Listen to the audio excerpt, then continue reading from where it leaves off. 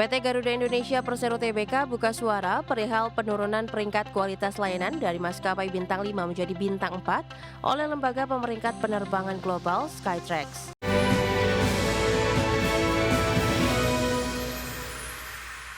Misalnya PT Garuda Indonesia Persero Tbk buka suara soal penurunan peringkat kualitas layanan oleh Skytrax. Ya, meski tak lagi menggenggam status maskapai bintang 5 versi Skytrax, Garuda Indonesia menegaskan hal tersebut tidak memberikan dampak material terhadap aktivitas operasional maupun bisnis perseroan. PT Garuda Indonesia Persero Tbk buka suara perihal penurunan peringkat kualitas layanan dari maskapai bintang 5 menjadi bintang 4 oleh lembaga pemeringkat penerbangan global Skytrax. Dalam keterbukaan informasi Bursa Efek Indonesia, manajemen Garuda Indonesia mengakui bahwa berdasarkan hasil penilaian Skytrax, standar produk yang disediakan perseroan tidak lagi relevan dengan kriteria maskapai bintang 5. Adapun penurunan status tersebut mencakup kualitas layanan kabin hingga performa awak kabin yang sempat tergerus selama masa restrukturisasi. Manajemen Garuda Indonesia menjelaskan bahwa saat ini perseroan tengah menjalankan program transformasi layanan secara menyeluruh. Meskipun predikat bintang 5 lepas dari genggaman, manajemen menegaskan bahwa penurunan peringkat tersebut tidak memberikan dampak material terhadap kegiatan operasional maupun aktivitas bisnis perseroan. Secara finansial, perseroan juga menyatakan kondisi keuangan saat ini tidak terganggu oleh rilis peringkat dari Skytrax tersebut. Fokus perusahaan kini tertuju pada penguatan brand equity sebagai maskapai full service carrier. Guna merebut kembali status bintang 5, perseroan tengah mengoptimalisasi berbagai inisiatif pembenahan yang meliputi penyegaran ground service di bandara, renovasi ruang tunggu hingga pengembangan layanan digital. Perseroan juga menargetkan penyempurnaan pada in-flight service dan pengalaman penerbangan secara umum. Berbagi sumber, IDEX Channel. Baik pemirsa, terima kasih Anda masih bersama kami di Market Pass. Pemirsa, indeks harga saham gabungan atau IHSG ditutup melemah dalam 1,62% pada Jumat pekan lalu. IHSG melemah terdampak oleh profit taking, terbebani oleh saham perbankan big caps dan komoditas. Indeks harga saham gabungan ditutup di zona merah melemah dalam 1,62% di level 7.585,68 di Jumat pekan lalu. Dalam sepekan IHSG melemah 7,89% dan year to date melemah 12,27%.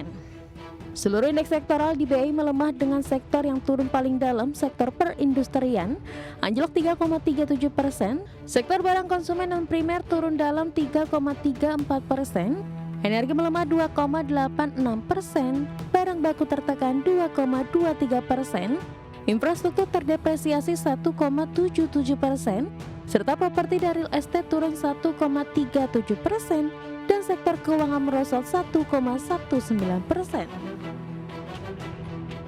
Menjelang akhir perdagangan sesi 2 emiten Prayogo Pangestu melesat signifikan dalam jadi penopang IHSG dari koreksi dalam. Saham TPIA ditutup melesat 17,67% di level Rp6.325 per saham, topang IHSG di 19,71 poin. Saham brand ditutup menguat 5,82% di level Rp7.725 per saham, topang IHSG di 15,73 poin.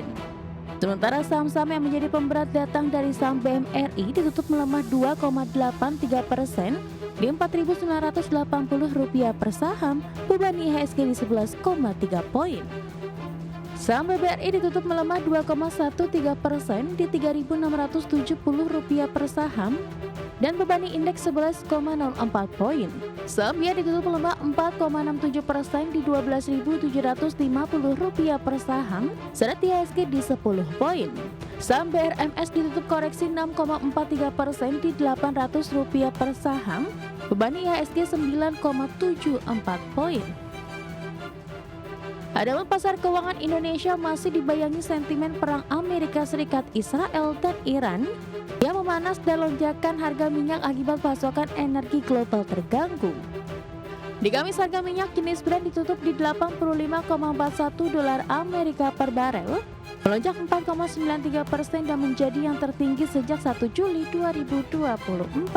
Dikutip dari Bloomberg, catatan Morgan Stanley menunjukkan jika tekanan di pasar minyak terus terjadi dan berakibat pada perlambatan pertumbuhan ekonomi dan inflasi tinggi, kemungkinan akan kembali ke kondisi di 2021 hingga 2023. Saat itu saham dan obligasi mengalami aksi jual massal. Berbagai sumber, IDX Channel. Pemirsa, Presiden Amerika Serikat Donald Trump menyatakan perang melawan Iran kemungkinan hanya akan berakhir jika Teheran tidak lagi memiliki militer atau kepemimpinan yang tersisa. Trump bahkan menegaskan saat ini tidak tertarik untuk melakukan negosiasi dengan Iran. Presiden Amerika Serikat Donald Trump pada akhir pekan lalu menyatakan perang melawan Iran kemungkinan akan hanya berakhir jika negara tersebut tidak lagi memiliki militer yang berfungsi atau kepemimpinan yang tersisa. Berbicara kepada wartawan di atas pesawat kepresidenan Air Force One, Trump mengatakan saat ini tidak tertarik melakukan negosiasi dengan Iran. Ia bahkan menyebut kampanye serangan udara yang berlangsung dapat membuat perundingan menjadi tidak relevan apabila seluruh calon pemimpin Iran terbunuh dan militernya dihancurkan. Unconditional, not conditional. I said unconditional. It's where they cry uncle or when they can't fight any longer, there's nobody around to cry uncle. That could happen too, because we've wiped out their leadership numerous times already. So it's if they surrender or if there is nobody around to surrender, but they're rendered useless in terms of military. Pernyataan Trump tersebut disampaikan ketika konflik antara Israel dan Iran memasuki pekan kedua dengan kedua pihak saling melancarkan serangan di kawasan Timur Tengah. Sebelumnya, Presiden Iran Masoud Pezeshkian menyampaikan permintaan maaf kepada negara-negara tetangga yang terdampak serangan Iran dalam upaya meredakan ketegangan di kawasan Teluk. Namun, Pezeshkian menolak tuntutan Trump agar Iran menyerah tanpa syarat. Ia mengatakan Dewan Kepemimpinan Sementara Iran telah sepakat untuk menghentikan serangan terhadap negara-negara sekitar, kecuali jika serangan terhadap Iran berasal dari wilayah mereka. Berbagai sumber, IDX Channel. Pemirsa, harga minyak mentah meroket 12% pada perdagangan Jumat 6 Maret imbas berlanjutnya perang antara Amerika Serikat, Israel, dan Iran. Dalam sepekan terakhir, harga minyak mentah mencatatkan kenaikan mingguan terbesar sejak pandemi COVID-19, di mana minyak WTI melesat 35,63% dan Brent naik 27%. Harga minyak mentah berjangka Amerika Serikat melambung 12% pada perdagangan Jumat 6 Maret 2026 karena gangguan pasokan minyak global akibat meluasnya perang Amerika Serikat, Israel dengan Iran. Harga minyak mentah West Texas Intermediate ditutup di level 90,90 US dollar per barrel, naik 12,21%. Sedangkan harga minyak mentah Brent ditutup pada level 92,69 dolar per barrel, naik 8,52%. Dalam satu pekan, harga minyak WTI melejit 35,63% dan Brent naik 27%. Kenaikan mingguan terbesar sejak pandemi COVID-19 pada musim semi 2020. Untuk hari kedua berturut-turut, harga minyak mentah Amerika Serikat naik lebih tinggi daripada harga Brent karena kilang-kilang di seluruh dunia merebut kembali minyak mentah alternatif untuk mengisi kekosongan yang disebabkan oleh gangguan pasokan dari Timur Tengah. Adapun harga minyak mulai melonjak tajam setelah Amerika Serikat dan Israel melancarkan serangan terhadap Iran 2 pekan lalu yang mendorong Iran untuk menghentikan kapal tanker yang melewati Selat Hormuz. Konflik tersebut bahkan telah menyebar ke seluruh wilayah penghasil energi utama di Timur Tengah yang berakibat mengganggu produksi dan memaksa penutupan kilang di pabrik gas alam cair. Berbagai sumber, IDX Channel. Kita ke informasi berikutnya. Entitas bisnis PT Wijaya Karya Tbk yakni PT Wijaya Karya Realty diketahui berencana untuk melepas seluruh kepemilikan sahamnya di PT Hotel Indonesia Group. Ya, Korporat Sekretari Wika Ngatemin menjelaskan bahwa pihaknya saat ini memiliki kepemilikan saham di Hotel Indonesia Group sebesar 49%. Nantinya aksi divestasi itu akan dilaksanakan lewat proses transaksi afiliasi yang dialihkan kepada PT Hotel Indonesia Tour.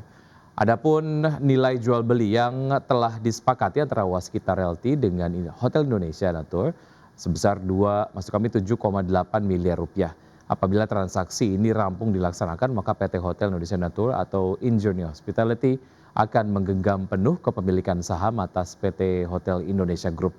Manajemen Wika menjelaskan transaksi tersebut dilaksanakan dalam rangka upaya mengakselerasi industri pariwisata dan perhotelan Indonesia. Selain itu, aksi divestasi juga dilakukan dalam rangka meningkatkan kinerja keuangan Waskita Realty.